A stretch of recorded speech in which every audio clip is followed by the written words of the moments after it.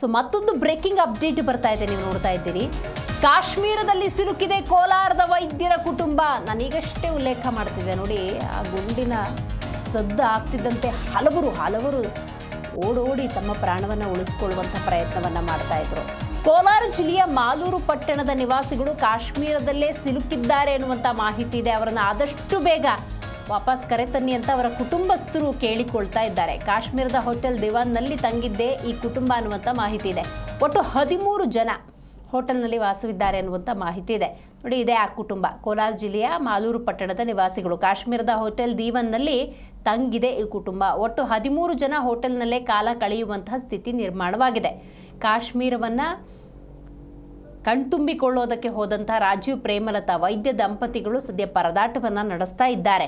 ಈಗ ಹೇಗಾಗ್ಬಿಟ್ಟಿದೆ ಅಂದರೆ, ಜಮ್ಮು ಕಾಶ್ಮೀರದ ಪರಿಸ್ಥಿತಿ ಒಂದು ದಾಳಿಯ ನಂತರದ ಸಂದರ್ಭದಲ್ಲಿ ಎಲ್ಲಿದ್ರೂ ಸೇಫ್ ಇಲ್ವಾ ಅನ್ನುವಂಥ ಪರಿಸ್ಥಿತಿ. ಯಾಕಂದರೆ ಒಂದು ಸೇಫೆಸ್ಟ್ ಜಾಗದಲ್ಲೇ, ಸೇಫ್ ಅಂದುಕೊಂಡ ಜಾಗದಲ್ಲೇ, ಪಹಲ್ಗಾಮ್ ಅನ್ನುವಂಥ ಜಾಗದಲ್ಲೇ ಈ ರೀತಿ ದಾಳಿ ಆಗುತ್ತೆ ಅನ್ನೋದಾದರೆ ನಾವು ಯಾವುದೇ ಹೋಟೆಲ್ನಲ್ಲಿದ್ದರೂ ಕೂಡ ಸೇಫ್ ಹೌದಾ ಅಲ್ವಾ